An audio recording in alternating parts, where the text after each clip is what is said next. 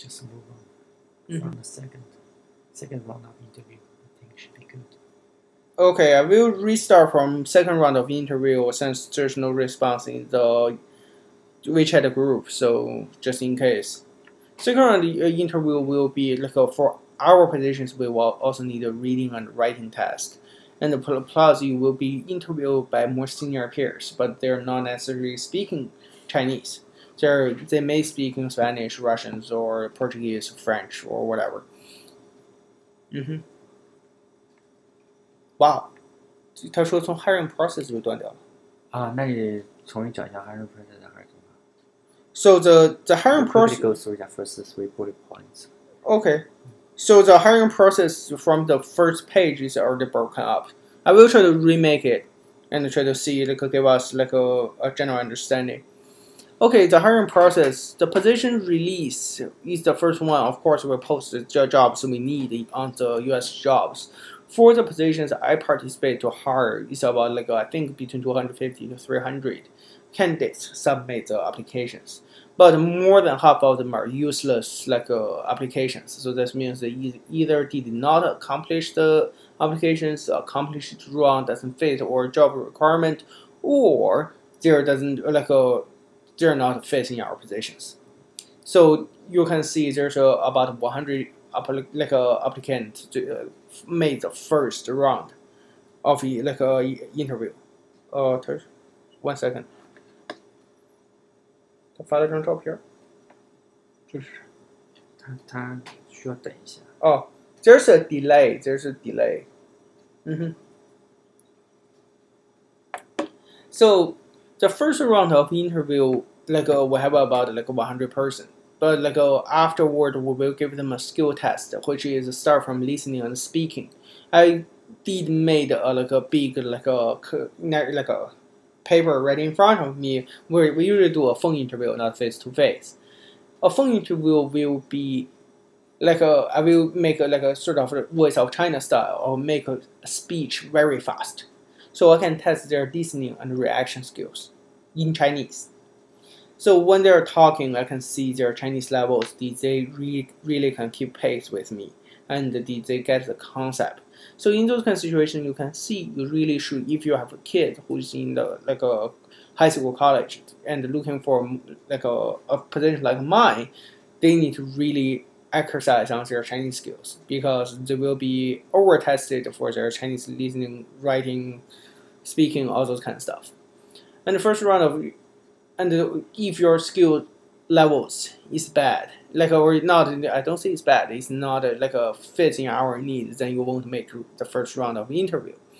And the second afterward, that 100 candidate, I probably only have 20 left. And the second round interview will be conducted with a peer evaluations. That means they will have people in. They will have an investigator not speaking Chinese but speaking other language, or a senior investigator to talk with you. Those kind of things will still be a phone interview. They will ask some questions. They will see your personalities, your reaction to different questions, and they will do to see are you a good team members, and they will evaluate those kind of higher team members. Matter of fact, I forgot to put in the management choice. Management choice usually is the top 3 to 5 candidates among the first or second interviews will be put to a face-to-face interview. Depending on the distance, for example, I'm from Massachusetts and I'm looking for a job in Ohio. They are too late to buy a job, to buy a ticket to Ohio. So I actually go to Boston office to talk with the people down there. And if you are a local candidate like my coworkers, he's pretty much local, so he get into our office and talk face to face to our supervisors. So after all those three step interviews done, then the final decision will make and in form of hiring. And you have to be careful. One thing is during the hiring process, the second round interview during that procedures will often rule out those people who overqualified. This means in our the zone 1 I participate, there's a very perfect candidate. The problem is he's with a top security clearance. He is with he has lots of experience in Chinese linguistics and everything else. He's a perfect a suit for us, but he's a too good suit for us, and we are looking for a interview positions, not like or like not even a higher positions. So one thing we will worry about is if we hire him, how fast he may change a job, because with his like a knowledge set, he can easily get a job for much more money, like just 14 or 15 jobs. Why like and why he if we gave him just 7 jobs, he may not like hold for long. What is GS? Hmm? GS. I already explained the government pay scales, so this come from like a couple of slides before. So in those kind of situations, so if you are looking for a position, you are much higher than the position requirement, you may get ruled out just because we're worried about him, you may change the job. And you can say it's discrimination, and yes is no, these hiring procedure considerations. There are also a couple of good candidates we did refuse, is due to main concern of their age. The only thing is one lady, her background is also pretty fit, but she's in the age of 56. The problem is, take us 3 years on average to train a standard investigator. So after 3 years of training, how far away she's from retiring, since she already worked 20 plus years in IRS. So we're just thinking about she, despite her language skills and the background fits us pretty much. The problem is we do not want to hire a person, spend 3 years to hire a person, then afterward, like she only can work for your Department of Labor for 4, then retire. This is also like a big situation. So if you want to get a government of careers and to change your careers, do them early, do not do them late. And the next one will be, what are we interview for? We're usually looking for the most important things is personalities.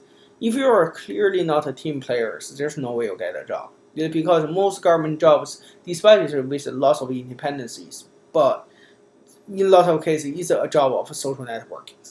People with poor personalities rarely survive in the U.S. government. And the second thing will be skills. Do not afraid to bring things new. Show yourself. The only thing is the reason I got my job. First of all, I'm a veteran, so I overrule other candidates. Second thing is when my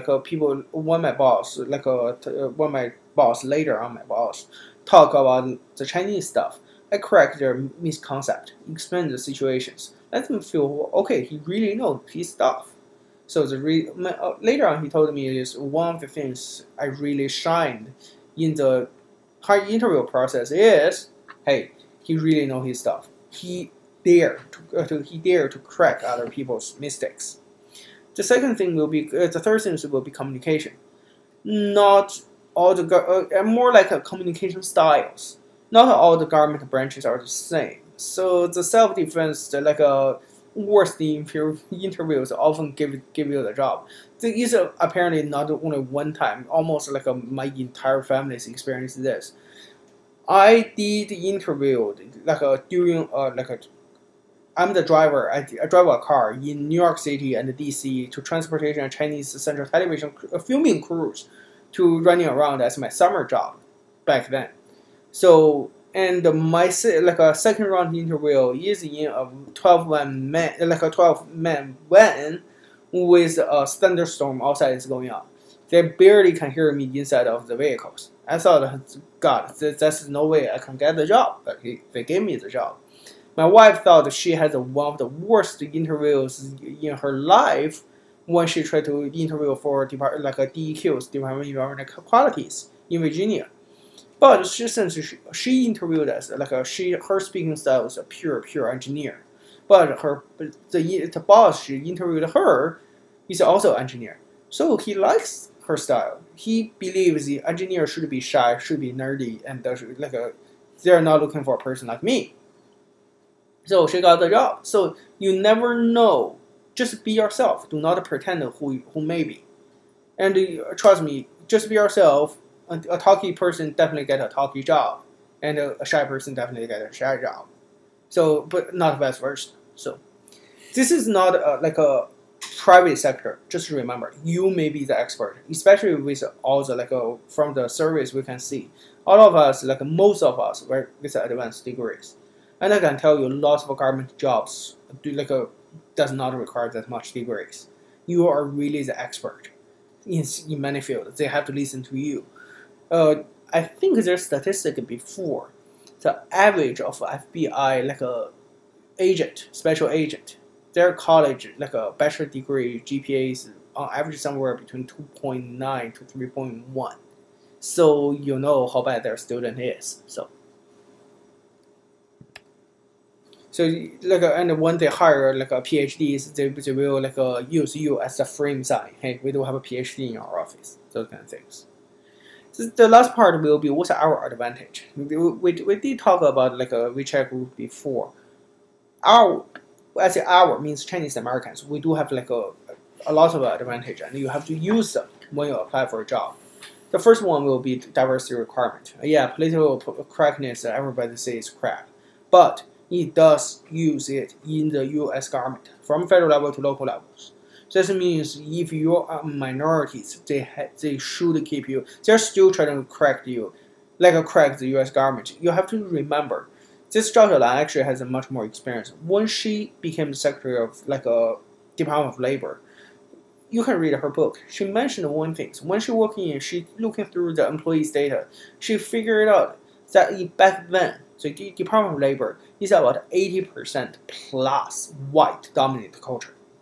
And does this reflect, especially for the investigation force, not even like a 10% of the investigators do speak like other languages, which is cannot reflect like the labor board.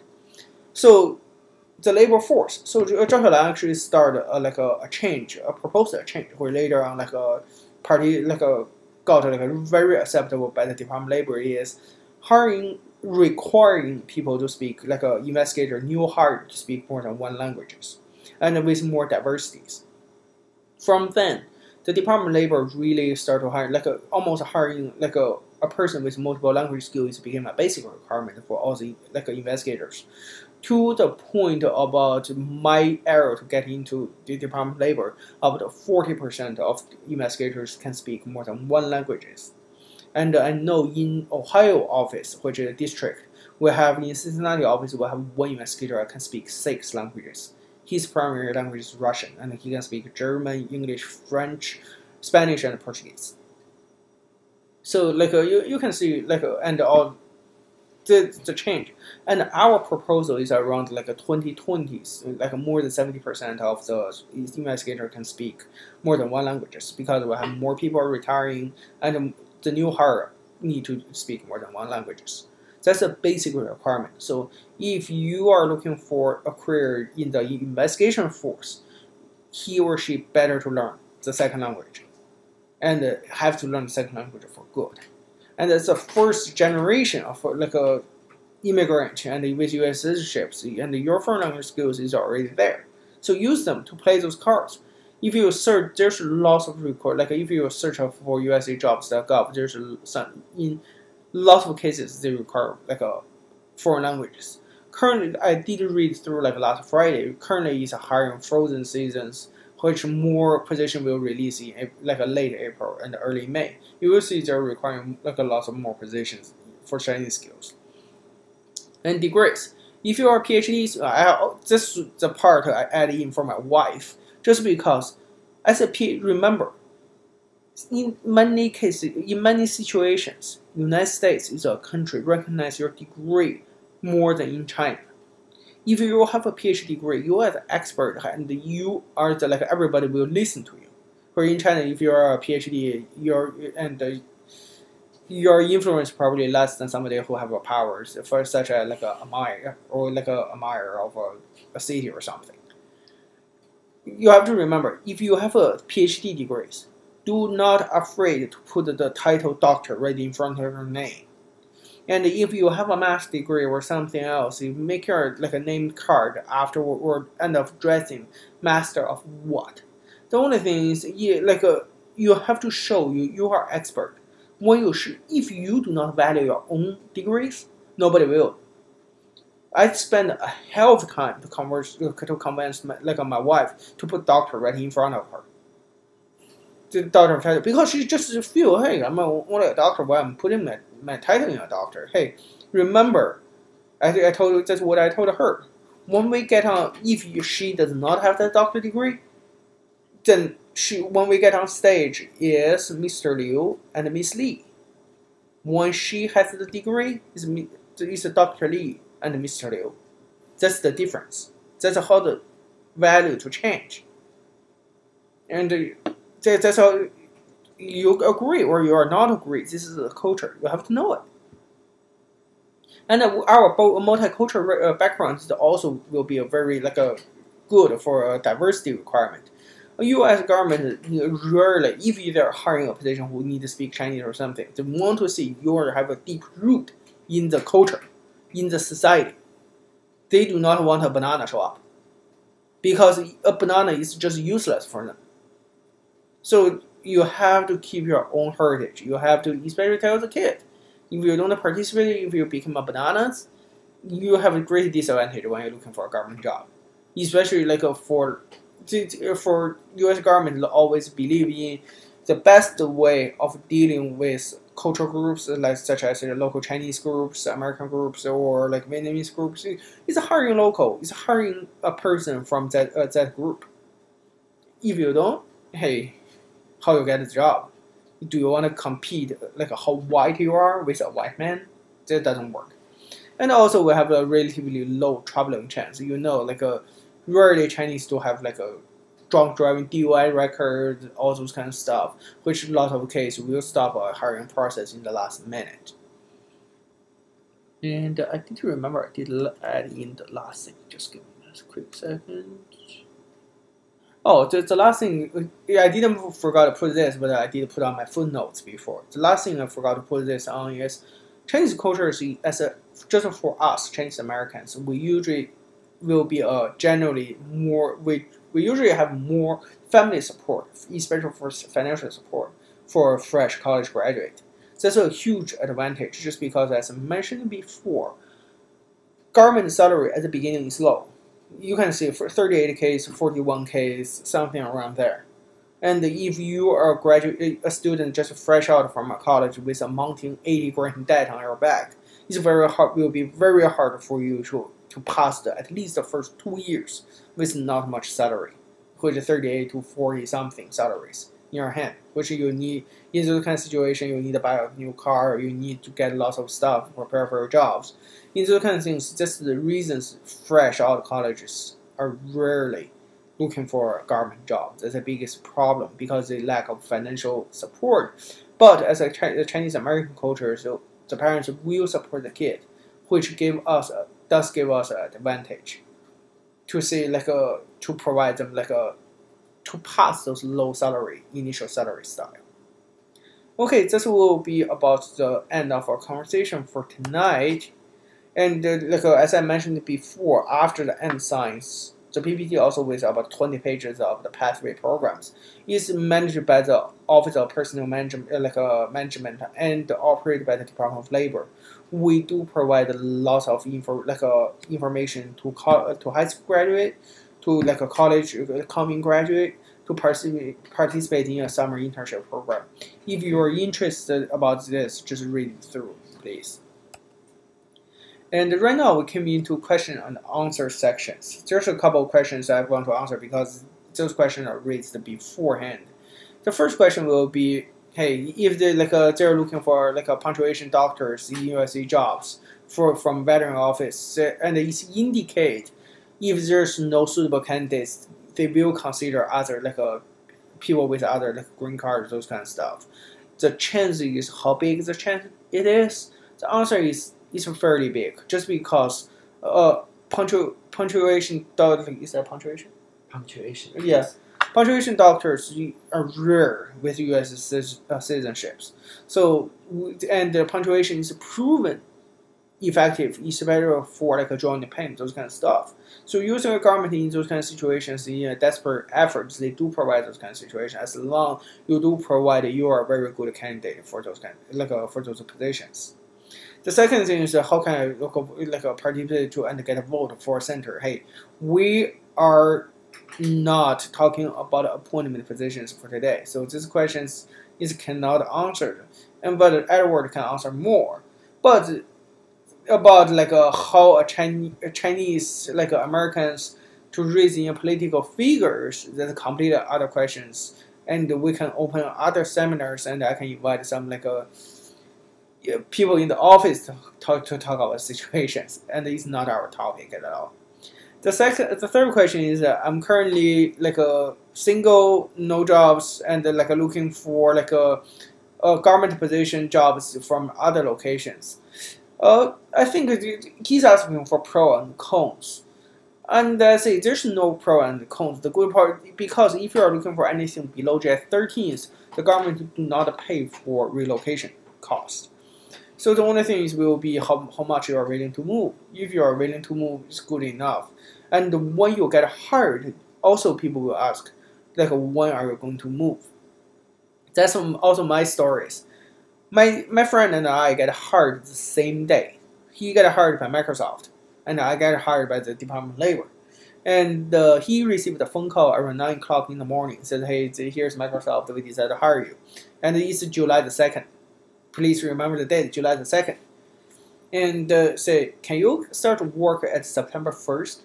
He said, hey, I'm pretty happy. Yeah, they do not pay the relocation fee, but give him 2 months of time to pre-arrange and get everything moved.